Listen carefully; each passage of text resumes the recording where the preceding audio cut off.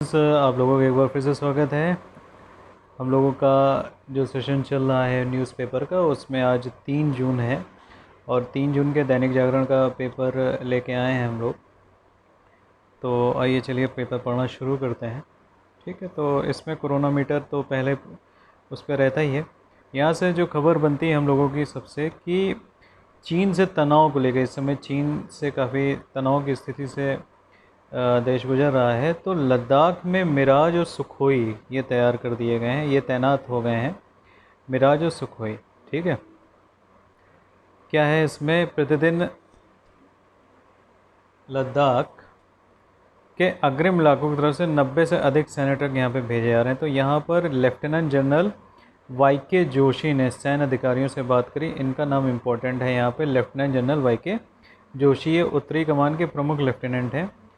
और इन्होंने क्या किया है, हालात का जायजा लेते हुए 14 कोर के commander lieutenant general Harendra Singh और अन्य वरिष्ठ सैन्य अधिकारियों के साथ एक बैठक करी है। ठीक है, इसी तरह की हलचल हम लोगों को 1962 में भी सैन्य हलचल इसी प्रकार की थी। लद्दाख स्वायत्त पर्वतीय विकास परिषद में चुशूल के काउंसलर कुंजग स्टेजिन ने ये कहा है कि 3 पंचायतें हैं वहाँ पर, तो ये स्थान थोड़ा सा इम्पोर्टेंट है। लद्दाख स्वायत्त पर्वतीय विकास परिषद में चुशूल के काउंसलर कौन है, कोंचुक स्टेंजिन, उन्होंने ये कहा है कि 3 कुल पंचायतें हैं वहाँ पे, 3 पंचायतें हैं जिनमें 8 गांव हैं, जिसमें 2000 से ज़्यादा की आबादी। ठीक है, इस तरह से यहाँ पर चुशूल के में एक गलवन घाटी है। ठीक है, यहाँ पर क्या हुआ है कि लोग खेती के कामों में लगे हुए हैं, लेकिन उनमें तनाव की स्थिति थोड़ी सी बरकरार है। ठीक है, तो कुछ यहाँ पे इम्पोर्टेंट हैं। तो सुखोई और मिराज जैसे युद्धक विमान तैनात कर दिए गए हैं। जो ड्रैगन ये चीन को कहते हैं, तो किसी भी स्थिति से निपटने के लिए पर्याप्त है अपने पास। और सरकार ने भी ये मान लिया है, आधिकारिक रूप से कर लिया है कि भारतीय सीमा में कई सारे सैनिक जो है, चीनी सैनिक, वो घुस चुके हैं। ठीक है, और अभी अपनी ही सीमा में ये उड़ा रहे हैं। जो तैनात जवान किए जा रहे हैं, गलवन घाटी, हॉट स्प्रिंग और फिंगर 4 इलाके में तैनात किए जा रहे हैं। ठीक है, तो ये कुछ खबर है यहाँ पर इससे रिलेटेड। इसी बीच में क्या है कि मोदी और ट्रंप के बीच में बातचीत हुई है। जो G7 के विस्तार पर ट्रंप के प्रस्ताव का भारत पीएम ने स्वागत किया है और सितंबर में प्रस्तावित नए संगठन की बैठक के लिए प्रधानमंत्री को आमंत्रण मिला है ट्रंप की ओर से। तो कल की न्यूज़ में हमने बताया था कि G7 को G11 में कन्वर्ट कर रहे हैं। ठीक है, आगे देखते हैं हम लोग खबर। हर हाल में हासिल करेंगे तेज विकास दर, ये भारतीय प्रधानमंत्री नरेंद्र मोदी जी का संकेत है। ठीक है, तो ये दूसरी इकनॉमी, अभी जो एक फेज़ खोला गया है उसमें इकनॉमी के कुछ कुछ चीज़ें खोली गई हैं। दूसरी फेज़ में क्या है कि बाकी क्षेत्रों को खोला जाएगा, ऐसा कुछ इन्होंने संकेत दिए हैं। और यहाँ पर ये इम्पोर्टेंट है कि 5I, ठीक है, प्रधानमंत्री जी ने 5I को बहुत ही ज़्यादा ज़रूरी बताया है देश को, भारत को तेज़ विकास की राह पाने के लिए और वो करने के लिए, आत्मनिर्भर बनने के लिए, जो इनका आत्मनिर्भर वाला अभियान है। तो ये 5I क्या है, सबसे पहला I है हमारा इंटेंट। इंटेंट का मतलब होता है आशय। दूसरा है इंक्लूज़न, इंटेंट आशय। दूसरा इंक्लूज़न, इंक्लूज़न का मतलब समावेश। तीसरा इन्वेस्टमेंट यानी कि निवेश। चौथा इंफ्रास्ट्रक्चर और पांचवा इनोवेशन यानी कि रूप परिवर्तन, स्व परिवर्तन। ठीक है, तो जो रूप परिवर्तन है ये इनोवेशन के अंतर्गत आता है। तो इस तरीके से ये 5 आइज़ हो गए जो कि किसी भी ना सिर्फ भारत, किसी भी देश के आर्थिक विकास के लिए नितांत आवश्यक है। ठीक है, तो यहाँ से ये चीज़ हो गया है। अनलॉक के पहले फेज़ में ये पहुँच चुका है। कम्युनिटी ट्रांसमिशन पर तस्वीर ICMR करेगा अपना। अमेरिका में अभी भी सीमा जो हिंसा है वो थम नहीं रही है, तो ट्रंप ने सेना उतारने की धमकी दे दी है इस समय। इसके अलावा लॉकडाउन में किराए पे MLA हॉस्टल का गेस्ट हाउस दे दिया गया था, तो उसमें 2 सस्पेंड हो गए। ये कोई इतनी बात नहीं। निसर्ग तूफ़ान इस समय काफ़ी चल रहा है और अलीबाग के आसपास ज़मीन से टकराएगा, मुंबई में आज तबाही मचा सकता है। तो अभी तक तो कोई खबर नहीं आई है जब तक मैं ये वीडियो बना रहा हूँ, तब तक तो अभी ऐसा कुछ नहीं आया है कि ज़्यादा उसमें कुछ हुआ है। फिर भी वहाँ पे सतर्कता काफ़ी बढ़ती जा रही है, राइट। विश्वविद्यालय 1 जुलाई से पहले भी परीक्षा करा सकते हैं, तो इनकी बात अलग है। आदेश को दिल्ली भाजपा की कमान यानी कि जो सांसद मनोज तिवारी हैं उनको दिल्ली प्रदेश भाजपा अध्यक्ष से विदा कर दिया गया है, यानी कि वहाँ से हटाकर पूर्व महापौर आदेश गुप्ता को दिल्ली भाजपा की दे दी गई है, कुर्सी दे दी गई है, ठीक है। तो इसमें कोई भी इम्पोर्टेंट नहीं। ये मोबाइल ऐप से मिलेगी बेड व वेंटिलेटर की जानकारी। तो यहाँ से बस सिर्फ ये इम्पोर्टेंट बनता है कि मोबाइल ऐप दिल्ली कोरोना, ठीक है, ये किस स्टेट ने चालू किया है। तो मोबाइल ऐप दिल्ली कोरोना, जाहिर सी बात है दिल्ली है, तो दिल्ली ने इसको चालू किया है। और इसका जो उद्घाटन है संयुक्त रूप से जो हमारे एलजी हैं उपराज्यपाल यानी कि बैजल और मुख्यमंत्री अरविंद केजरीवाल दोनों ने एक साथ किया है। बस यहाँ पर देने वाली ध्यान बात ये है कि कौन सा ऐप चालू किया है जो बेड और वेंटिलेटर की जानकारी देगा। तो दिल्ली कोरोना ऐड की जानकारी देगा, राइट।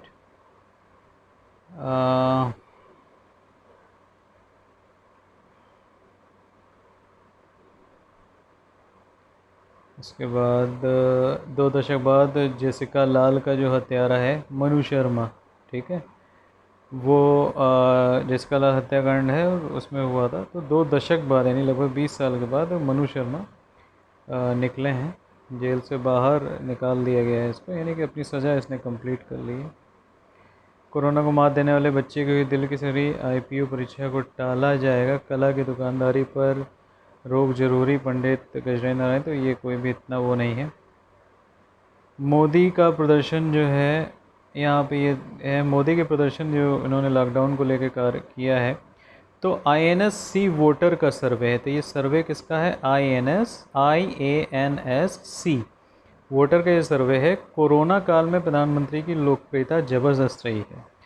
इसमें उड़ीसा के 95.6% लोगों ने उनके प्रदर्शन पे संतोष जताया है और अति संतुष्ट जो हैं कितने परसेंट है? 66%, ठीक है।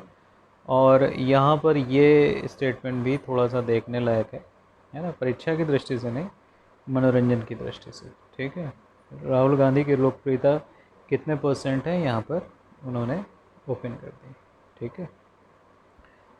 राहुल को सबसे ज़्यादा तमिलनाडु के लोगों ने पसंद किया है, ठीक है, और इसी राज्य में सबसे कम मोदी को पसंद किया गया। तो यहाँ से ये चीज़ हम पूछ सकते हैं कि सबसे ज़्यादा किसको पसंद किया गया है, किस राज्य में? तमिलनाडु में राहुल गांधी को, सबसे कम मोदी को इसी राज्य में पसंद किया गया, ठीक है। 19 जून के बाद सिनेमा हॉल खोलने पर निर्णय लिया जाएगा। और ये देखिए भारत में अभी रेटिंग में कमी हुई थी, तो राहुल गांधी ने कहा कि कुप्रबंधन का नतीजा है। एक्चुअली क्या था, मूडीज़ ने भारत की अर्थव्यवस्था की साख घटा दी है इस समय। तो पूरे विश्व में हर देश की अर्थव्यवस्था की साख घट रही है, तो इसमें कोई इतना वो नहीं है। तो सभी चीज़ें, ये इम्पोर्टेंट क्वेश्चन है यहाँ से। ब्रिटेन में भारत की नई उच्चायुक्त बनी गायत्री कुमार, ठीक है। ब्रिटेन में भारत की नई जो उच्चायुक्त बनी है वो कौन बन गई हैं? गायत्री कुमार बन गई हैं। ये इम्पोर्टेंट क्वेश्चन यहाँ से बनता है। कौन है? गायत्री कुमार है। ये अनुभवी राजनयिक हैं। यूनाइटेड किंगडम ने अपना भारत का अगला उच्चायुक्त नियुक्त किया है। विदेश मंत्रालय ने ये जानकारी दी। 1986 बैच की ये भारतीय विदेश सेवा की ये अधिकारी हैं, ठीक है। बेल्जियम, लग्जमबर्ग, यूरोपीय यूनियन आदि में ये भारतीय राजदूत में काम कर चुकी हैं। राफेल की भारत उड़ान को नहीं रोक पाएगा कोरोना वायरस, ऐसा कुछ राफेल और उसके बीच में हुआ। तो यहाँ से आप लोग ये देख सकते हैं जो इम्पोर्टेंट है कि फ्रांस की रक्षा मंत्री कौन है ना। तो फ्रांस की रक्षा मंत्री फ्लोरेंस पार्ले हैं, ये बनी हुई हैं फ्रांस की रक्षा मंत्री, ठीक है। और अपने रक्षा मंत्री कौन हैं? माननीय राजनाथ सिंह। तो फ्लोरेंस पार्ले और माननीय राजनाथ सिंह जी के बीच में ये बात हुई थी और इसमें ही राफेल को लेकर ये नए कुल 36 राफेल विमानों की खरीद का समझौता हुआ। तो ये थोड़ा सा यहाँ पे देख लें कि कुल कितने विमानों का सौदा हुआ था। तो 36 राफेल विमानों का सौदा हुआ है यहाँ पर, ठीक है। और पहली खेप में भी 4 इनके पास भेज भी दिए गए हैं। संयुक्त विजन 2018 इन्होंने एक बनाया है रक्षा संबंधों के लिए। तो राजनाथ और पार्ले ने हिंद महासागर भारत फ्रांस के संयुक्त विजन 2018 को साकार करने की दिशा में काम में जो है सहमति दिखाई है। ठीक है। और जो इंडियन, यहाँ पे ये क्वेश्चन इम्पोर्टेंट बन जाता है थोड़ा सा, इंडियन ओशन नेवल सिंपोजियम कि 2020 से 2022 तक अध्यक्ष कौन बना रहेगा? फ्रांस रहेगा। कौन अध्यक्ष रहेगा? फ्रांस रहेगा उसका। ठीक है। तो इंडियन ओशन नेवल सिंपोजियम का 2020 से 2022 तक अध्यक्ष कौन रहेगा? फ्रांस रहेगा। तो यहाँ से ये इम्पोर्टेंट है। जो कल याचिका एक भारत का, इंडिया से भारत का नाम करने का था, तो उस पर सुनवाई टल गई है। 17 को सुरक्षा परिषद के चुनाव हैं, जो संयुक्त राष्ट्र सुरक्षा परिषद के चुनाव हैं वो 17 जून को चुनाव होंगे। और फ्रांस द्वारा जून माह के लिए 15 सदस्यीय परिषद की अध्यक्षता ले ली गई है। ठीक है। तो इस चुनाव को, जो सुरक्षा परिषद के चुनाव हैं उसको जारी कौन कर रहा है? तो उसको, चुनाव कार्यक्रम को जारी किया है फ्रांस ने। ठीक है। और अभी तक क्या इसमें चल रहा था? भारत की अस्थायी सीट का उम्मीदवार है भारत, है ना। और एशिया प्रशांत समूह में अस्थायी सीट का इस समय एकमात्र दावेदार कौन है? भारत है। तो उसकी सीट को कंफर्म माना जा रहा है ना। नई दिल्ली की जो उम्मीदवारी है उसको चीन और पाक समेत एशिया प्रशांत समूह के 55 सदस्यों ने पिछले साल जून में सर्वसम्मति से समर्थन दिया था। भारत के दृष्टिकोण में मतदान पद्धति में कोई भी परिवर्तन इसके अवसरों को प्रभावित नहीं कर सकता है। जो 5 अस्थायी सदस्य होते हैं उनका कार्यकाल कब से चालू होगा? 2021 से चालू होगा। तो इसमें कुल 193 सदस्य देश होते हैं, ज्ञातव्य है। और ये गुप्त मतदान करते हैं। ठीक है। हालांकि अभी जून तक सारी जो स्थितियां हैं वो बंद चल रही हैं। ठीक है।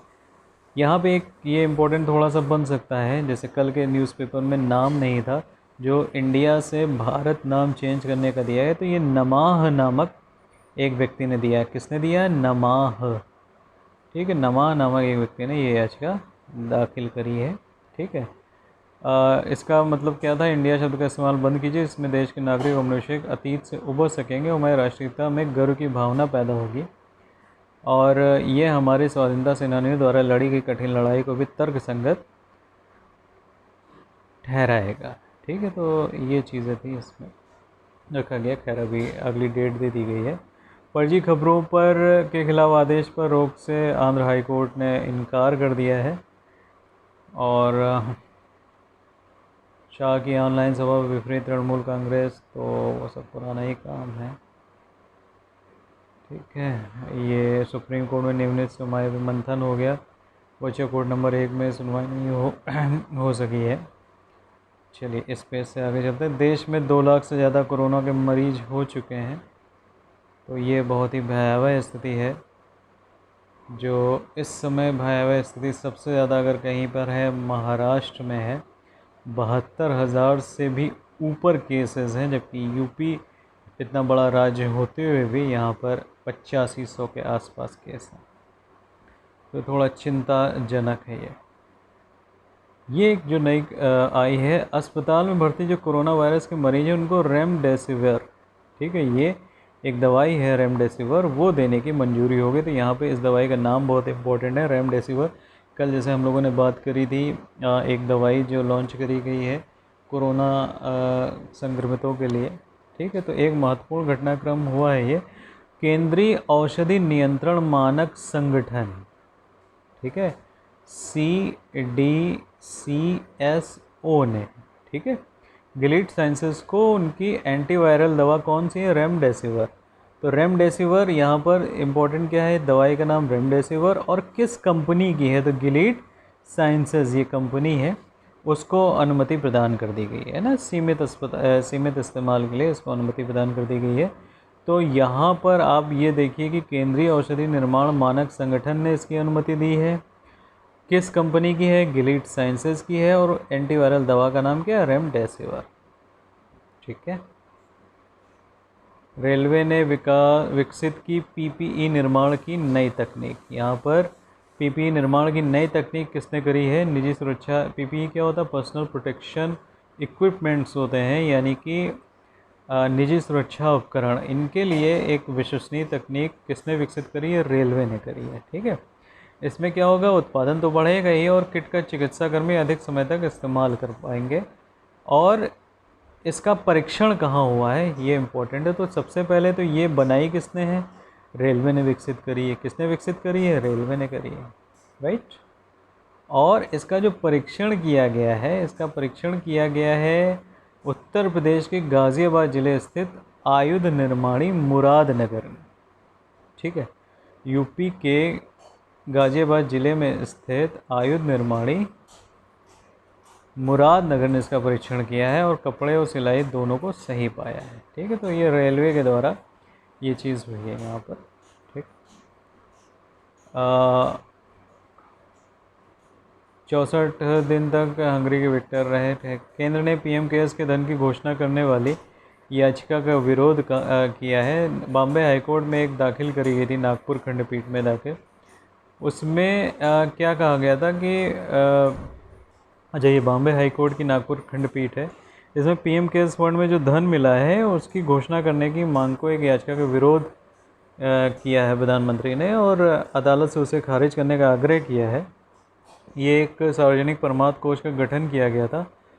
यहाँ पे ये अतिरिक्त सॉलिसिटर जनरल, ये नाम याद रखिएगा, अतिरिक्त सॉलिसिटर जनरल अनिल सिंह ने जस्टिस एसबी शुक्रे व जस्टिस एएस किलार की पीठ को बताया कि अप्रैल में सुप्रीम कोर्ट ने प्रधानमंत्री नागरिक सहायता एवं आपातकालीन स्थिति, ये यहाँ पर इम्पोर्टेंट है, प्रधानमंत्री नागरिक सहायता एवं आपातकालीन स्थिति राहत कोष, इसी को हम कहेंगे पीएम केयर्स।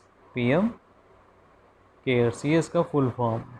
ठीक है, की स्थापना खिलाफ दाखिल एक याचिका खारिज कर दी थी। पीठ ने मांगा था कि अलग तरह की राहत की मांग करती है। केंद्र सरकार को 2 हफ्ते के भीतर जवाबी हलफनामा जारी करने की बात करी है। धन और खर्च का विवरण और सरकारी वेबसाइट पर सार्वजनिक करने का निर्देश दिया है, ऐसा करके कुछ दिया है ये चीज़। ठीक है, विश्व जूनियर ये इंपॉर्टेंट क्वेश्चन यहाँ से एक और बनना है। विश्व जूनियर गोल्फ चैंपियनशिप का खिताब 3 बार जीतने वाले कौन हैं? अर्जुन भाटी। अर्जुन भाटी कौन है? विश्व जूनियर गोल्फ चैंपियनशिप का खिताब जीतने वाले हैं। लगातार उन्होंने 3 बार ये खिताब जीता है। उन्होंने पीएम केयर्स फंड में पैसे जमा करा के योगदान दिया है। ठीक है, प्रधानमंत्री ने उनके योगदान को सराहा है और पत्र भेज के उनको अपनी खुशी जाहिर करी है। ठीक है, और भी अर्जुन भाटी ने क्या किया था, ना सिर्फ आगे बढ़ के सहयोग किया था बल्कि लोगों से भी फंड में राशि देने की करी गई थी, करा उन्होंने देने के लिए सबसे कहा हुआ था। अच्छा, इनको बधाई क्यों दी कि पिछले 8 सालों में इन्होंने 102 ट्रॉफी जीती थी। पिछले 8 सालों में कितनी ट्रॉफी जीती थी? 102 ट्रॉफी भी जीती थी। और इसको ऑनलाइन इन्होंने नीलाम किया। इससे इनको 4,30,000 की राशि मिली। कितने की राशि मिली? 4,30,000 की। वो पीएम केयर्स फंड में जमा कर दिए। साथ ही साथ अपने पास रखे 1,11,000 रुपये भी जमा कर दिए। अर्जुन जी की जो दादी हैं उन्होंने भी 1 साल की पेंशन की रकम 2,06,000 रुपये फंड में जमा करा दिए गए थे। अर्जुन ने अपने जूतों को भी नीलाम किया था, है ना, और नीलामी से आए 3,30,000 रुपये भी फंड में जमा करा दिए गए थे। इसी वजह से अर्जुन भाटी थोड़ा सा फेमस हो गए। ठीक है, सूने साज सूने सरकार, खैर ये तो दूसरी चीज़ें हैं, ये पेपर की वजह से इम्पोर्टेंट नहीं है।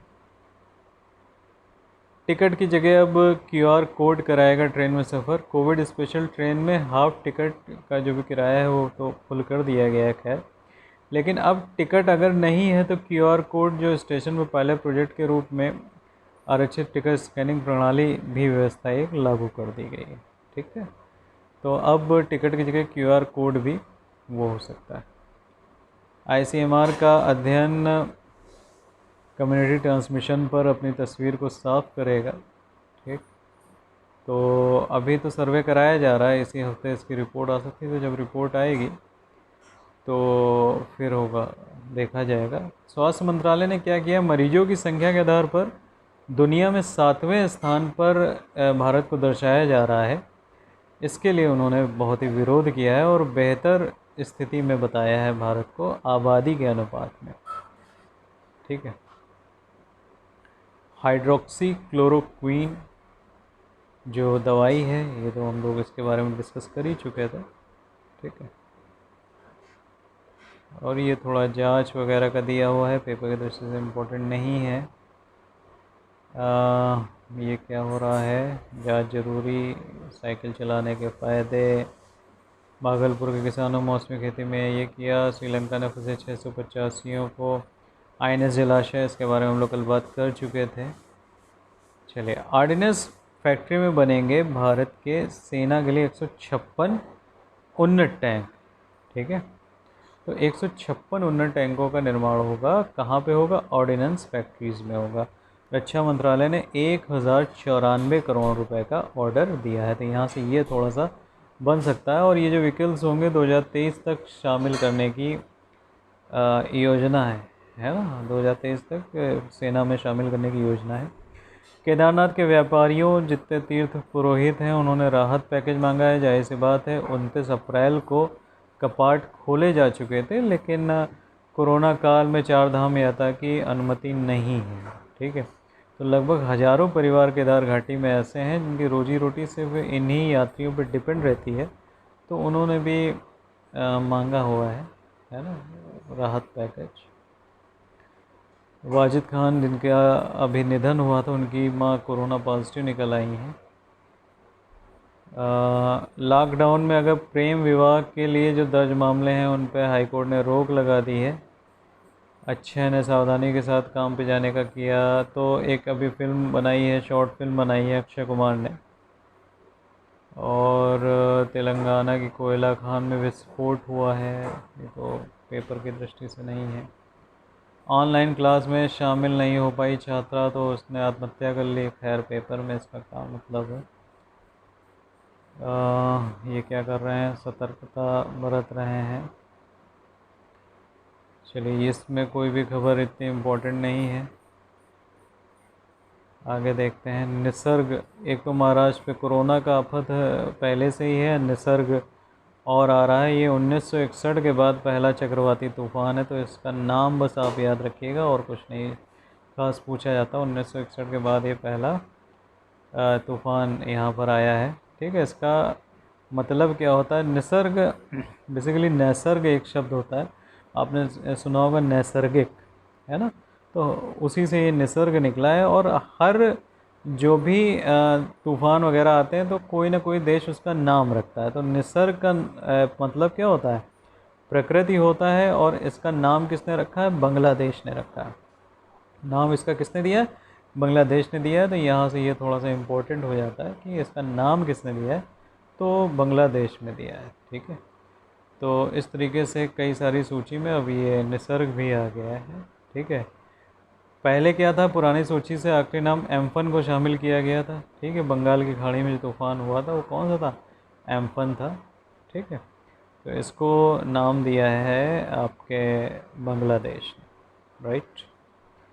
चलिए, अगला न्यूज़ पढ़ते हैं। केंद्र सरकार ने मान ही लिया है कि चीनी सैनिक घुस गए हैं भारतीय सीमा में, और अब वहाँ पर काफ़ी वो हुआ। जानकारी के बिना अगर पत्नी की बातचीत की रिकॉर्डिंग की गई तो वो भी निजता का उल्लंघन है। ये थोड़ा सा हाई कोर्ट ने इस मामले में निर्णय दिया है कि क्या कहा है कि जानकारी के बिना अगर पत्नी की बातचीत की रिकॉर्डिंग करी जाती है तो निजता का उल्लंघन है ये। ठीक है। और ये निर्णय किसने दिया है, पंजाब एवं हरियाणा हाई कोर्ट ने दिया है। किसने दिया है, पंजाब एवं हरियाणा हाई कोर्ट ने दिया है। ठीक है। चीन के ऊपर आफत आने लगी क्योंकि भारत और रूस को आमंत्रण दिया है और चीन को नहीं दिया है, तो G7 में इस वजह से काफ़ी वो आ गया। देखिए, बिहार PCS की परीक्षा में जो अयोग्य अभ्यर्थी हुए थे RTI से क्वालिफाई हो गए। क्या बात। ठीक है। RTI से इन्होंने काफ़ी मांगी तो गलती का पता चला, और वो खैर ये पेपर की दृष्टि से इम्पोर्टेंट नहीं है। जैसलमेर रामदेवरा में सरहद पार से फिर से टिड्डियाँ आ रही हैं। मध्य प्रदेश के दमोह में टिड्डी दल ने तो पाकिस्तान सैनिक तो भेज ही रहा है, टिड्डी भी साथ में भेज रहा है। ठीक, ये हमारे संपादकीय हैं विदेश नीति को धार देने की जरूरत है। इन संपादकीय को आप अलग से पढ़ा कीजिए, ये मैंने कहा था, और इनसे थोड़ा सा लिखने की प्रैक्टिस किया कीजिए। नेपाल पर ये संपादकीय है। नेपाल चूँकि इस समय भारत से थोड़ा सा इरिटेट है, पता नहीं क्यों, किसके भरे में चल रहा है, चीन के उसमें है। मोबाइल फ़ोन निर्माण में भारत नंबर 1 बनेगा, अभी तक चीन है। ठीक है, तो केंद्रीय मंत्री ने 3 रविशंकर प्रसाद जी जो हैं उन्होंने 3 स्कीम लॉन्च करी है। इलेक्ट्रॉनिक उत्पादों का भी हब बनेगा देश। ठीक है, उद्योग जगत ने काफ़ी इसका स्वागत किया है। इस खबर को हम लोग धीरे धीरे पढ़ते हैं। मोबाइल फ़ोन देश का पहला चैंपियन सेक्टर बनने जा रहा है। मंगलवार आईटी और इलेक्ट्रॉनिक्स मंत्री रविशंकर प्रसाद ने मोबाइल फ़ोन व अन्य इलेक्ट्रॉनिक उत्पादों के प्रोत्साहन के लिए 3 स्कीमों को चालू किया। सरकार ने कुछ ऐसे क्षेत्रों की पहचान करी है जिनके निर्माण में भारत चैंपियन बन सकता है, जिसमें एक मोबाइल फ़ोन भी है। ठीक है, तो इसके लिए जो 3 स्कीम्स हैं वो इलेक्ट्रॉनिक्स मैन्युफैक्चरिंग के लिए production linked incentive scheme, that is PLI scheme for promotion of manufacturing of electronic component and semiconductor SPMECS and electronic manufacturing cluster scheme की शुरुआत, ये 3 स्कीम की शुरुआत करी गई है। और सरकार यहाँ पे इम्पोर्टेंट क्या रहता है, इस स्कीम के जो भी क्वेश्चन आते हैं, स्कीम का नाम रहता है और सबसे ज़्यादा इम्पोर्टेंट रहता है कि साल तक वो कितना पैसा खर्चा होगा। तो 2025 तक इस पर 50,000 करोड़ रुपए का खर्चा सरकार वहन करेगी। ठीक है, तो यहाँ पर ये मोबाइल फ़ोन के निर्माण में हो जाएगा। यद्यपि भारत दूसरे स्थान पर है। ठीक है, भारत क्या है अभी इस समय मोबाइल फ़ोन निर्माण में दूसरे स्थान पर, और पहला स्थान दिलाने के लिए जो PLI स्कीम के तहत 5 वैश्विक कंपनियाँ और 5 राष्ट्रीय कंपनियों का चयन किया जाएगा। तो कितनी कंपनियों का चयन किया जाएगा? जो 5 राष्ट्रीय कंपनियाँ हैं और 5 वैश्विक कंपनियाँ हैं उनका चयन किया जाएगा। ठीक है, और उनका जो इंक्रीमेंटल बिक्री है उस पर 4 से 6% का इंसेंटिव भी दिया जाएगा। कुल 25% का इंसेंटिव है पूरा इसमें। उद्योग जगत ने बहुत इसका जो PLI है स्वागत किया है। तो production linked saving scheme PLI, यहाँ पे ये इम्पोर्टेंट है। India cellular and technology association ने कहा है कि इससे इलेक्ट्रॉनिक्स के उत्पाद को गति मिलेगी, भारत नंबर 1 मोबाइल उत्पादक बनेगा। ठीक है, तो उम्मीद है कि बहुत जल्द ऐसी बात होगी और नई नौकरियां भी आएंगी। ठीक है, और कंपनीज़ अभी वो तय नहीं हुई हैं कि कौन कौन सी कंपनीज़ हैं, तो GDP पर भी असर देखने को मिलेगा। पूरे साल काबू में रहेंगे प्याज और टमाटर के भाव, तो खैर ये पेपर से रिलेटेड नहीं है। इकोनॉमी में रिकवरी की उम्मीद से 5वें दिन बाज़ार जो है काफ़ी उछला है। ठीक है, इन्फोसिस के CEO कौन है? तो यहाँ पर बस नाम आपको याद रखना है। इन्फोसिस के CEO कौन है? सलिल पारेख। सलिल पारेख ये इन्फोसिस के CEO है, नाम याद रखना है यहाँ पर।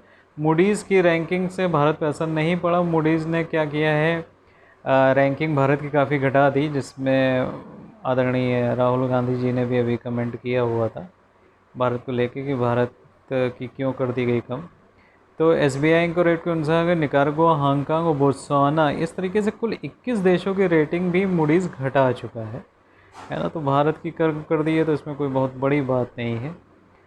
कई देशों की वित्तीय बुनियाद मजबूत है फिर भी मूडीज़ उनकी रेटिंग गिरा देता है, तो इस पर कोई भी ज़्यादा टेंशन लेने की ज़रूरत नहीं है।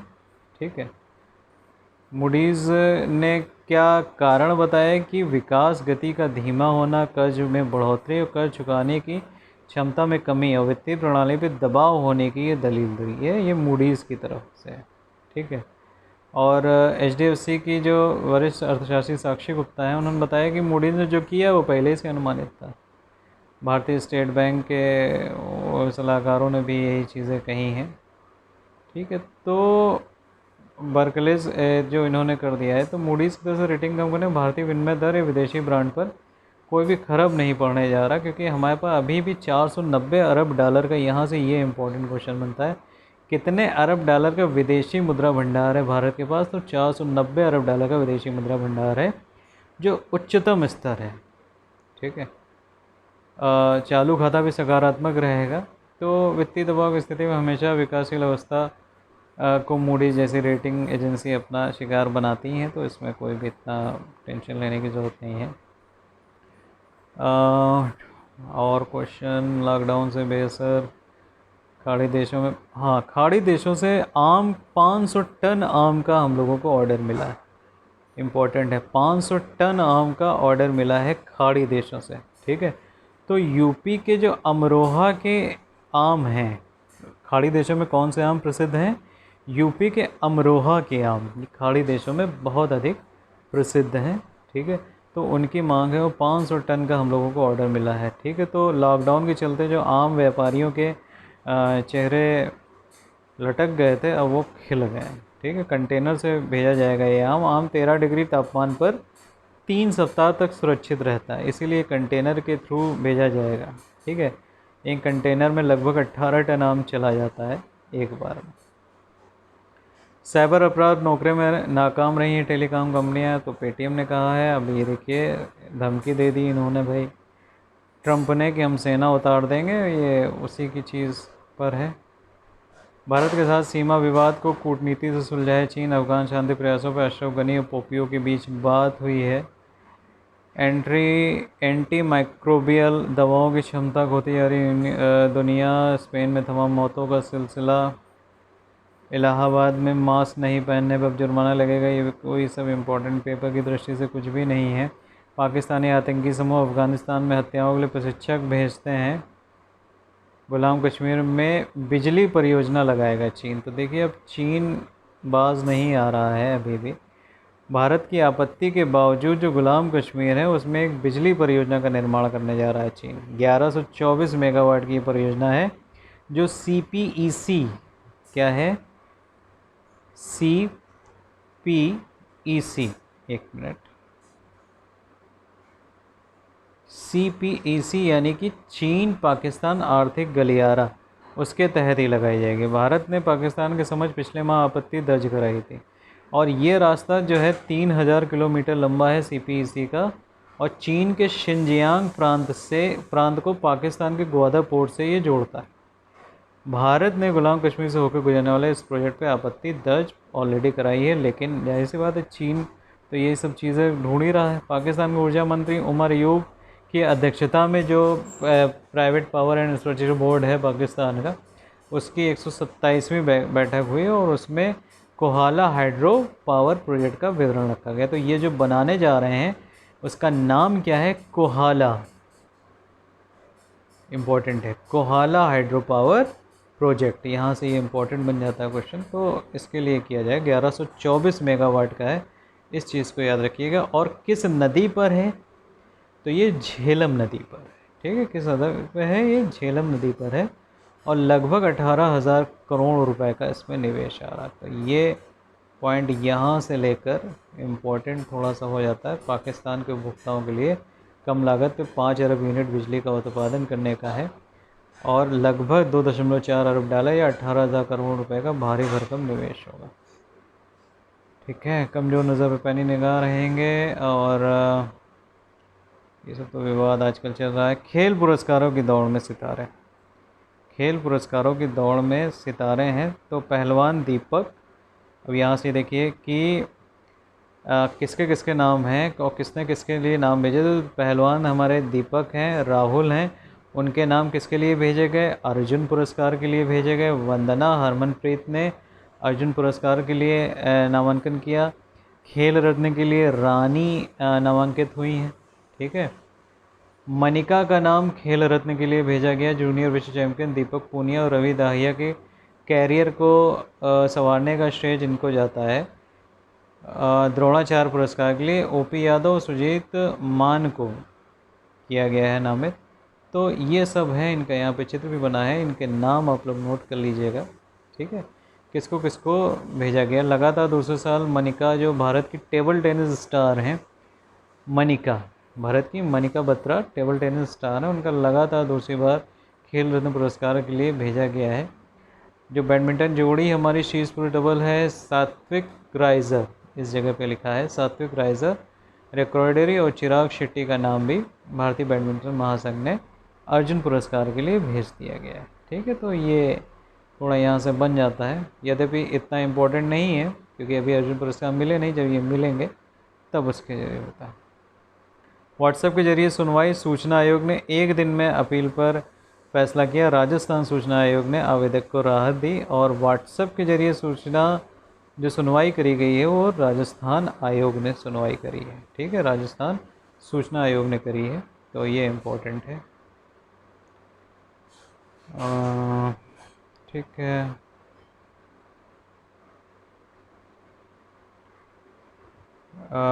आईआईटी मंडी की देखिए, अभी कल बात हम लोग आईआईटी मंडी की कर रहे थे। आईआईटी मंडी की मदद से जो बिच्छू होता है उससे कपड़ा तैयार होगा और वो रोज़गार देगा। ठीक है, तो ये इम्पोर्टेंट है। आईआईटी मंडी की मदद से जो है बिच्छू से कपड़ा तैयार होगा और उससे रोज़गार प्राप्त होगा। तो यहाँ पर आईआईटी मंडी का नाम बस इम्पोर्टेंट है। बिच्छू बूटी होती है बेसिकली, बिच्छू उस बिच्छू को मत समझिएगा। बिच्छू क्या होती है? बिच्छू बूटी होती है जिसका नाम है अर्टिका परवीफ्लोरा। अर्टिका परवीफ्लोरा ये नाम है बिच्छू बूटी जो होती है। ठीक है, यहाँ पे देखिए लिखा हुआ, ये देखिए बिच्छू बूटी अर्टिका परवीफ्लोरा। ठीक है, तो उससे फाइबर मिलेगा। ये कपड़ा सर्दी में गर्म रखेगा, गर्मी में शीतलता प्रदान करेगा, प्राकृतिक रंगों का प्रयोग होगा। तो हिमालय क्षेत्र में बहुतायत से ये बूटी पाई जाती है। ठीक है, बिच्छू बूटी, तो उसके लिए करेंगे। तो ये Dev ethical sustainable crafts and textile, Dev ethical sustainable crafts and textile ने ये बीड़ा उठाया। उनके सीईओ हैं डॉक्टर के.डी. शर्मा, उनका यहाँ पर फ़ोटो दिया हुआ है। बिच्छू बूटी क्या है इसके बारे में थोड़ा सा देख लेते हैं। ये हिमालय क्षेत्र में गांवों के आसपास जंगलों में बड़े पैमाने पर पाई जाती है। इन पर क्या होता है? कांटे होते हैं जिनके छूने से बिच्छू की डंक मारने जैसी जलन होती है। लोगों की निगाह में ये तिरस्कृत पौधा है, लेकिन ये झाड़ियों के रूप में उगता है और इससे कपड़े के लिए काफ़ी वो किया जा रहा है। तो बहुतायत में ये निकलता है बिच्छू बूटी और इससे कपड़े बनाए जाएंगे। कश्मीर सेना बांग्लादेश युवक को जिंदा जला दिया गया, जलाशयों के मध्य प्रदेश से कर्ज। अब आसानी से पहचाने जाएंगे कोविड-19 2 मीटर से ज़्यादा दूरी। डॉल्फिन शो कहाँ शुरू हुआ? जापान में शुरू हुआ। तो ये थोड़ा सा देख सकते हैं हम लोग। बिना लक्षण वाला कोरोना तो कई गुना तेज़ी से फैल रहा है। अल्ट्रा स्वच्छ क्या है? ठीक है, तो यहाँ पर ये थोड़ा सा इम्पोर्टेंट बन जाता है। तो पीपीई किट को अल्ट्रा स्वच्छ ये डीआरडीओ द्वारा, किसके द्वारा? डीआरडीओ द्वारा, रक्षा अनुसंधान एवं विकास संगठन द्वारा ये विकसित है। अल्ट्रा स्वच्छ नामक एक उपकरण विकसित किया गया है जो क्या करेगा? पीपीई किट को संक्रमण मुक्त रखेगा। ठीक है, इलेक्ट्रॉनिक सामग्री है, कपड़े हैं, ये सब संक्रमण मुक्त रखे जा सकते हैं। तो ये किसके द्वारा है? अल्ट्रा स्वच्छ पीपीई किट को संक्रमण मुक्त रखेगा। और किसके द्वारा ये विकसित किया गया है? डीआरडीओ के द्वारा विकसित किया गया है। ठीक है, तो इस तरीके से सारी इम्पोर्टेंट खबरें यहाँ पर हो चुकी हैं आज के न्यूज़पेपर की, आज का 3 जून की। जितना भी मैंने बताया है इसको आप लोग अलग से नोट्स बनाते हुए चलें। ठीक है, तो पूरा पेपर कंप्लीट कर लिया है हम लोगों ने। आपका करंट इसी के अंदर ही आ जाएगा, कहीं इधर उधर आपको भागना नहीं पड़ेगा।